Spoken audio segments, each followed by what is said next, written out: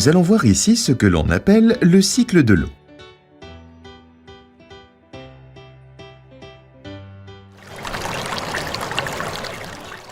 Commençons par noter, comme on le voit sur ce schéma, que l'eau douce liquide, facilement disponible pour l'homme, est une ressource très limitée.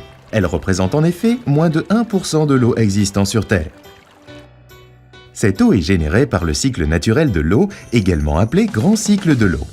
La première phase est constituée par le transfert de l'eau de surface vers l'atmosphère sous forme de vapeur d'eau, par évaporation des océans, lacs et cours d'eau, par sublimation des surfaces enneigées et englacées, et par évapotranspiration des surfaces végétalisées, évaporation de l'eau du sol et transpiration de la végétation. Une seconde phase est constituée par la formation d'eau liquide dans l'atmosphère, les nuages, par suite des mouvements atmosphériques. Une troisième phase est celle des précipitations qui peuvent être solides, alimentant les glaciers et la banquise, ou liquides, alimentant les eaux de surface, lacs et cours d'eau, par ruissellement et les eaux souterraines par infiltration vers les aquifères. Et finalement, dans une quatrième phase, les eaux continentales rejoignent les océans et mers par les cours d'eau ou les échanges souterrains. L'échelle spatiale caractéristique du cycle de l'eau et de la gestion de l'eau est le bassin versant. Il correspond au territoire recevant les eaux qui circulent naturellement vers un même cours d'eau ou vers une même nappe d'eau souterraine.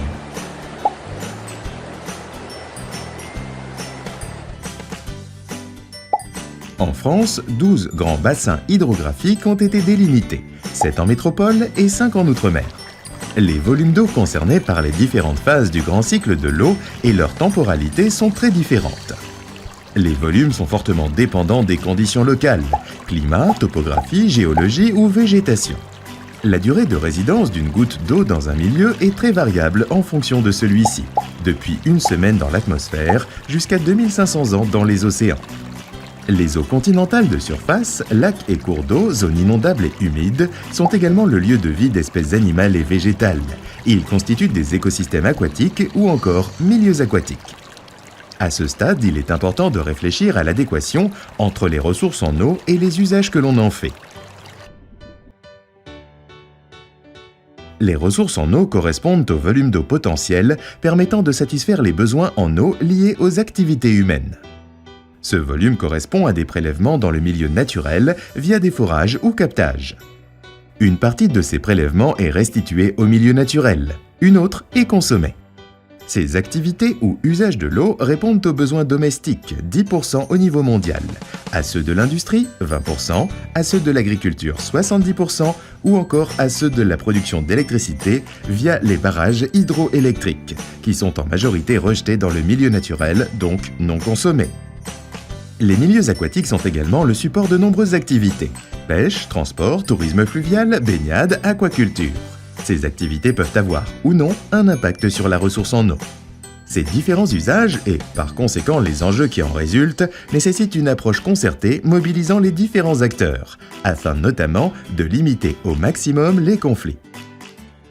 L'accès à l'eau potable et à l'assainissement a été reconnu droit fondamental par l'ONU en 2010. Cependant, 1 milliard d'habitants n'a toujours pas accès à l'eau potable et 2 milliards à l'assainissement. Ces inégalités sont dues aux différents niveaux de développement entre les pays, mais également à l'inégale répartition spatiale de la ressource en eau. 9 pays se partagent 60% de la ressource mondiale.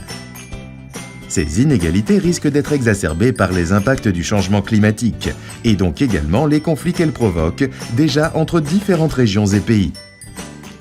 En France, l'eau est beaucoup plus prélevée dans les eaux de surface, 82%, que dans les nappes souterraines, 18%. Ces prélèvements sont majoritairement réalisés pour la production d'électricité, 59% des prélèvements totaux. Puis, pour les besoins domestiques, 18%, l'agriculture, 12% et l'industrie, 10%. Au niveau de la consommation, les chiffres sont très différents. Certains prélèvements, en particulier ceux des centrales électriques, n'étant pas consommés. La consommation d'eau la plus importante correspond aux besoins de l'agriculture, 48% de la consommation totale. Et les autres usages sont moins consommateurs, 24% pour les besoins domestiques, 22% pour la production d'énergie et 6% pour l'industrie.